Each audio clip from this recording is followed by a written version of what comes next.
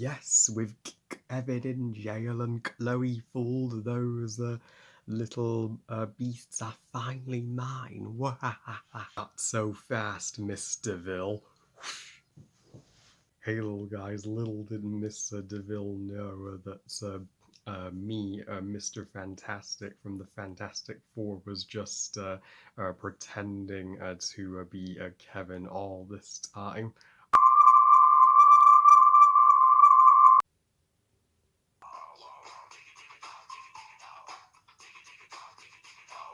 In what world is this the only 101 Dalmatians movie to receive an Oscar nomination? Oh. We come to the one that I was least looking forward to reviewing. Okay, let's get this done. 102 Dalmatians, directed by Kevin Lamir. So a different director from the first movie. Ain't a good sign. 102 Dalmatians is the 2000 live action sequel to Disney's moderately successful 1996 live action remake of 101 Dalmatians. 102 Dalmatians tells the story, such as there is one, of Cruella DeVille, once again played by Glenn Close herself, who has been kept in jail after her mission to skin the puppies failed in the previous movie, though her doctor is convinced that she has been completely and utterly reformed and is safer to be released. But boy, was he wrong. As soon as Big Ben strikes, Cruella is back. Yep, that is literally how she reverts back to her old ways. But that is far from the only dumb thing in this movie. And this movie, believe it or not, is not a direct remake of Patch's London Adventure, as it was released 3 years before that movie. And I remember clearly watching the trailer for 102 Dalmatians on one of the Disney VHS tapes I had back in the 2000s.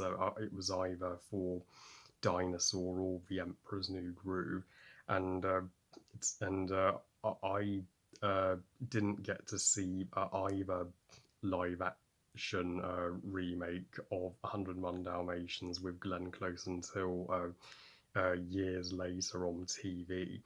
And I liked the first one fine, but the same cannot be said for 102 Dalmatians. I felt let down by this movie as a kid, and I still consider this the only major letdown in Disney's longest running and most diverse franchise. 102 Dalmatians should be titled One Dalmatian Too Many, because this movie sucks. It's not only the worst 101 Dalmatians movie, in my personal opinion, but my least favourite Disney movie from 2000 by far. And 2000 is a landmark year for Disney for me. But this movie is very much in the shadow of the superior Dinosaur and the Emperor's New Groove. And it's a no-brainer that the only reason to see this sequel is for Glenn Close as Cruella, while her performance isn't quite as eccentric or as perfect as it was in the first movie.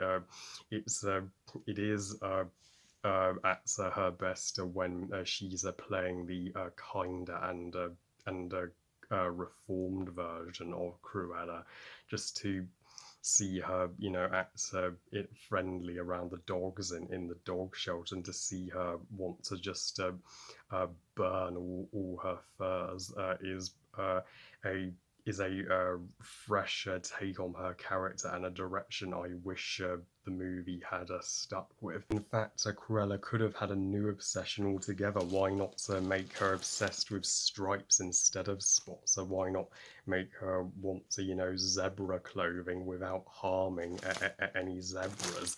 Don't worry, Marcy from Madagascar, you are safe.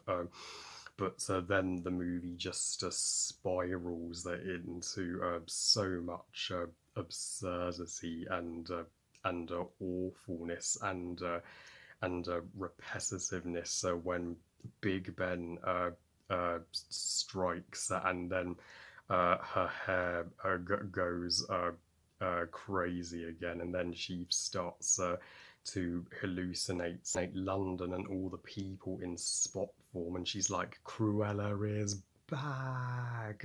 I am wicked again, and that iconic scene in the trailer. And I'm just like, for Pete's sake, movie, you have just lost me. Cruella doesn't need to be evil and want to go after the puppies in every single freaking 101 Dalmatians movie. In fact, this boring cash cow will make me appreciate Cruella even more, because at least Cruella looks like it's finally doing something different with her character. But so, yeah, the uh, second half of this movie where they rehash the Twilight Bark again and have Cruella, chase the puppies in spectacle finale again, and have Cruella, just gets the seven bells kicked out of her again, and when she gets transformed into a cake in the factory by the puppies. That was so laughable, so insulting that I just felt cheeses. And the character of Oddball, so sure, she is pure pure sweetness, but her storyline is taken out so directly of the cliche handbook. In fact, this entire movie borrows everything from the cliched handbook, where she is, the one member of the litter that is that is outcasted by the other puppies because she has no spots, um, and then she's the one to, of course, save the day at the end. But why on earth would Cruella be going after Oddball? Because you've given Oddball no spots, so that puts her in no danger in any scene of this movie. Did this movie even watch the original 1961 animated film where Cruella took one look at Lucky with no spots and she was like, oh, they're mongrels, no spots, but nothing but a horrid little white rat? Uh, I mean, this Cruella is in no way, shape, or form the same Cruella that we knew and loved from the animated movie. And the most uh, obnoxious character in this movie, who I could not tolerate, was that talking parrot, voiced by Eric Idle, who has the mindset of a dog. I will give him this. He is a more tolerable parrot in a Disney live action remake than the abysmal Iago in the Aladdin remake. But yeah, but he was.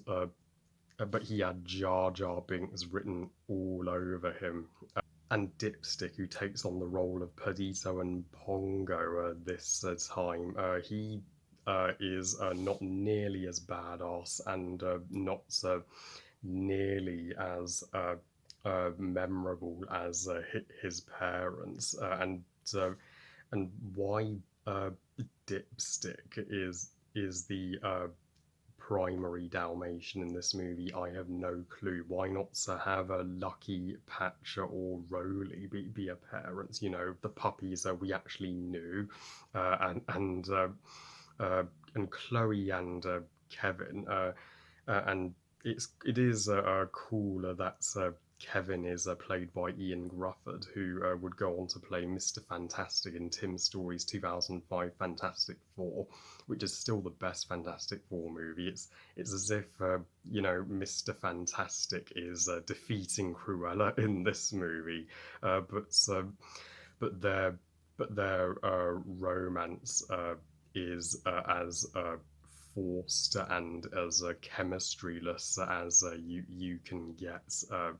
I mean, at least at least Roger and Anise were cute together, and there was no forced tension in that love story. Whereas in this, they pick another infuriating cliche from the cliche handbook where Chloe is deceived by Cruella to think that Kevin betrays her and agrees to have him locked in jail, but then she realizes Cruella tricked her at the end and apologizes to Kevin. I mean, yeah, this movie is easily the most predictable, most hollow and boring installment in the 101 Dalmatians franchise, and uh, and Chloe herself. I mean, she is uh, the most tolerable human character in this movie, but she does look absolutely beautiful, her actress, but yeah, but her and Kevin are just the Roger and Anita replacements. You really miss Anita, Roger, and Horace and Jasper, who why Cruella doesn't even bother to contact Horace and Jasper is a mystery to me, and why. I mean, why would she hire this uh, uh, pointless French guy to be her new henchman, and Alonso, you know, her butler from the first movie, who just got one scene. Yeah, why bring him back here and extend the hell out of his role and try and make him a redeemable character? Yeah, his character uh, really did not need to come back at all.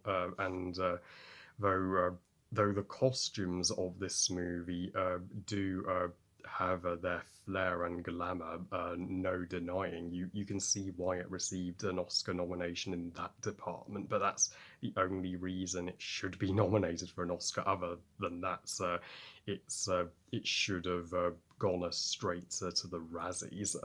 And I guess the CGI puppies don't look as fake as they did in the first movie, given that technology did come surprisingly far in 4 years. And there are twice as many puppies in this movie as they were in the first movie. I mean, there's twice as many dogs in general with the inclusion of the dog shells. But but but but you just know that the puppies are going to survive. So there is zero tension in the factory finale where they're evading Cruella, and even the soundtrack harmful to the ears, especially with that you know rock theme, the bow wow wow diggy diggy do bow wow wow. What since when did 101 Dalmatians have rap in its soundtrack? That was just inappropriate, and why I don't get why the Glenn Close 101 Dalmatian movies make Cruella the protagonist. They you know forget that it's titled 101 Dalmatians, in this case 102 Dalmatians, so we're supposed to root for the Dalmatians, not Cruella. It's just like the live-action Alice in Wonderland movies put all the focus on Johnny Depp's Mad Hatter when it's supposed to be Alice's story. Though, so this remake is guilty of inspiring sequels to live-action remakes like Alice Through the Looking Glass and Maleficent Mistress of Evil, though I like Maleficent Mistress of Evil, thankfully.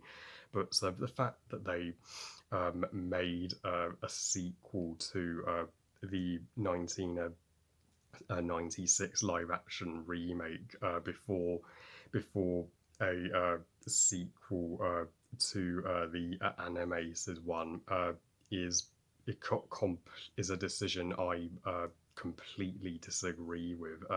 Trust me, I wish that there were more animated 101 Dalmatian movies. So overall, I do not renounce my original opinion on this uncreative cash-in whatsoever. It is still my least favourite 101 Dalmatians movie. I would even take Patch's London Adventure over this. There I said it. Though I know this movie does have some fans, like I know Jamboree, he claimed that he preferred it to the first movie, which is good for him, but I will at least give the edge to the first remake of 101 Dalmatians. At least that one was more respectful to the original animated movie and did have more heart to it. So this one, you can see that they didn't try nearly as hard with, and though it's still far from the worst Disney live action remake, and and and I did give the first movie a low 3 stars, but this is the only 101 Dalmatians movie that I would not recommend. I give 102 Dalmatians 1 star out of 5. This movie sucks. Phew, that's the worst one out of the way. Just one more movie in Disney's longest 60-year-long franchise to review, and then on with the ranking. Well, I love you guys. Thank you for watching. I hope you guys enjoyed this review. And what are your thoughts on 102 Dalmatians? Do you agree it's the worst in the franchise? Please comment and let me know. Please like this video and subscribe. Please follow me on Twitter and Instagram. And I'll see you all next time when I review Raya and the Last Dragon, which is at last dropped its premiere access on Disney+. And remember, movies are us. Bye, guys.